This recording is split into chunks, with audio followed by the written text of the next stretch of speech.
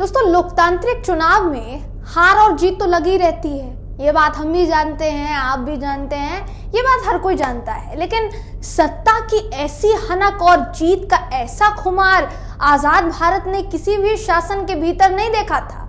प्रधानमंत्री मोदी जी शायद भूल गए कि जब भारतीय जनता पार्टी का कोई संसद नहीं था तो संसद के भीतर विपक्ष की मौजूदगी में रहे कांग्रेस ने 2 बार अपनी जीती सीटों पर चुनाव करा के भाजपा के 2 सांसदों को संसद के भीतर आने का मौका दिया था।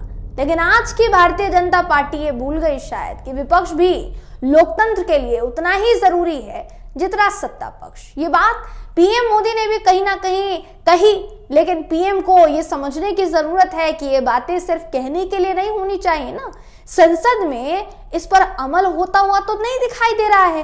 पीएम मोदी के तमाम तंज के बाद भी विपक्ष ने अपना काम नहीं छोड़ा और सरकार के जो बिल संसद में पेश हुए उस पर सरकार को आईना दिखाने से विपक्ष पीछे नहीं हटा। दोस्तों, कैसे संसद के भीतर विपक्ष ने सरकार को आड़े हाथों लिया है, इस खबर में मैं आपको बताऊंगी। नमस्कार, मेरा नाम है जयंती झा। दोस्तों, जब भी संसद का कोई सत्र शुरू होता है तो वर्तमान सरकार ऐसे अध्यादेश और बिल लेकर आती है कि जिसे देखकर बाबा नागार्जुन की कविता याद आ जाती है कि जिसमें उन्होंने लिखा था कि काली काली करतूत, काले काले परिवेश। ध्यान से सुनिएगा, काली काली करतूत, काले काले परिवेश, काली काली महंगाई, काले काले अध्यादेश।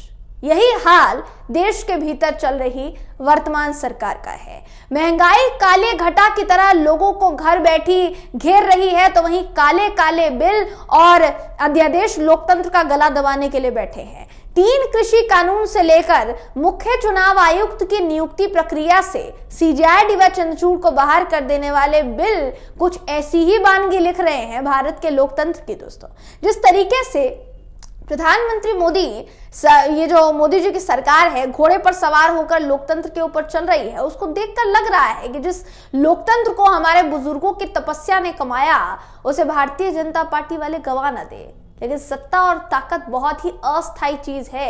सिकंदर से लेकर हिटलर तक सब इतिहास हो गए, तो कोई इस भ्रम में बिल्कुल ना रहे कि सत्ता की रजिस्ट्री उनके नाम पर हो गई है। सत्ता जाने में समय ज्यादा लगता नहीं है। किराए के घर को अपना समझ लेना भी मूर्खता की ही निशानी है। लेकिन विपक्ष ने संसद में दिखा दिया कि जो परिणाम आए 3 राज्यों के या 4 राज्यों के या 5 राज्यों के, वो कल की बात हो गई है। हम अभी भी जोश में है। संसद में विपक्ष के नेताओं ने किसानों से लेकर वकीलों तक पर लाए गए बिलों के लिए सरकार को आड़े हाथों लिया। दोस्तों, सबसे पहले कांग्रेस सांसद ने भारतीय जनता पार्टी की पोल खोलकर रख दी। जो भाजपा कहती थी कि हम किसानों के हितैषी, कांग्रेस सांसद सीधे शब्दों में कह दिया, कांग्रेस सांसद ने उनको कि ढोंग मत कीजिए, मैं आंकड़े दे रहा हूं किसान कितना बदहाल है और आप चुनाव प्रचार में कितने मस्त थे। पहले आप कांग्रेस नेता को सुनिए दोस्तों, उसके बाद हम बातचीत को आगे बढ़ाते हैं। बताएंगे आपको कि किसने क्या कहा है। उससे पहले वीडियो देखिए। ये केवल मेरा नहीं या ऑपोजिशन का नहीं, ये हमारा सभी का मुद्दा है। मैं माननीय मंत्री जी से गुजारिश करूंगा कि बैंकों को जो किसान के साथ ये लूट हो रही है इससे रोका जाए। दूसरा सर, इसी के माध्यम से कि अगर आपने देखा जाए कॉरपोरेट के हमने तकरीबन 9.5 लाख करोड़ से ज़्यादा जो है लोन्स राइट ऑफ किए हैं। मैं ये गुजारिश करूंगा कि ये किसानों का तो सिर्फ 5 लाख करोड़ है, इसको भी राइट ऑफ करके किसान जो अपने गले में फंदा डालता है उसके छुटकारा दिलाया जाए। इस जो कर्जा से किसान को मुक्त किया जाए। धन्यवाद जी। तो तानाशाह की तमाम उल्लंघनों को नजरअंदाज करते हुए दमदार विपक्ष ने भाजपा की सरकार की पोल खोलकर रख दी। कांग्रेस सांसद गिल ने मोदी सरकार का क्या रवैया है किसानों के प्रति, उसका भी कच्चा चिट्ठा खोलकर रख दिया। उन्होंने संसद से देश की जनता को यह बता दिया कि कैसे प्रधानमंत्री मोदी सरकार जो है, मोदी जी की सरकार जो है, किसानों की आय दोगुनी करने में छल कर रही है। हकीकत यह है दोस्तों कि किसानों को ही सरकार सबसे ज्यादा लूट रही है। गिल साहब ने यह भी बता दिया कि किस तरीके से मौजूदा सरकार ने किसानों को कंगाल करके अपने कारोबारी दोस्तों को मालामाल किया है। सांसद महोदय ने संसद में दहाड़ते हुए ये कहा कि भगवा सरकार में व्यापारी समूहों के 9.5 लाख करोड़ कर्ज को राइट ऑफ कर दिया गया, जबकि किसानों के मात्र 5 लाख करोड़ रुपए भी सरकार से माफ नहीं किए गए। कार और घर खरीदने के लिए ब्याज 7 से 10% होता है, लेकिन किसान खेती से जुड़े किसी मसले के लिए बैंक के पास लोन लेने के लिए जाता है तो उससे 15 से 22% तक का ब्याज लिया जाता है। दोस्तों, इंटरेस्ट लिया जाता है। ब्याज भुगतान करते करते ही उसकी हालत खराब हो जाती है। शायद इसलिए दिन प्रतिदिन किसानी जो है खत्म होती जा रही है, क्योंकि सरकार की नजर में किसान की कीमत एक मजदूर से ज्यादा शायद कुछ नहीं है। एनसीपी सांसद सुप्रिया सुले ने एडवोकेट संशोधन बिल पर सरकार को खूब लताड़ा, क्योंकि सरकार उन्हीं वकीलों को कानूनी बंदी बना लेना चाहती है जो समय समय पर निरंकुश शासन के खिलाफ आवाज उठाते रहते हैं। दोस्तों, 4 राज्यों के चुनाव परिणाम घोषित हो गए। भारतीय जनता पार्टी का वादों वाला गुब्बारा उड़ान भर गया, तो वहीं दूसरी ओर कांग्रेस के चट्टानी वादे ढह गए। मिजोरम के भी नतीजे सामने आ गए, यानी 5 राज्यों के। भाजपा ने राजस्थान, मध्य प्रदेश और छत्तीसगढ़ में जीत हासिल की। कांग्रेस ने झुककर जनता के फैसले को स्वीकारा और कांग्रेस आगे बढ़ गई। वहीं पीएम मोदी और भारतीय जनता पार्टी का अहंकार थोड़ा और बढ़ गया। शासक थोड़ा अब और बेलगाम होता हुआ दिखाई दे रहा है, और जीत का नशा ऐसा कि संसद के शीतकालीन सत्र के दौरान मीडिया से बात करते हुए विपक्ष का मजाक उड़ाने से भी किसी तरह का गुरेज नहीं किया गया। सोचिए, पीएम मोदी और उनके पीछे खड़े नेता जब विपक्ष का मजाक उड़ाया जा रहा था तो मंद मंद मुस्कुरा रहे थे।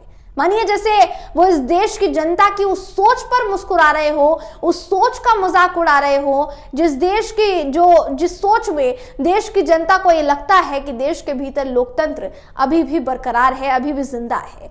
चुनाव निष्पक्ष हो रहे हैं और चुनाव आयोग निडर होकर काम कर रहा है, ये जनता सोचती है।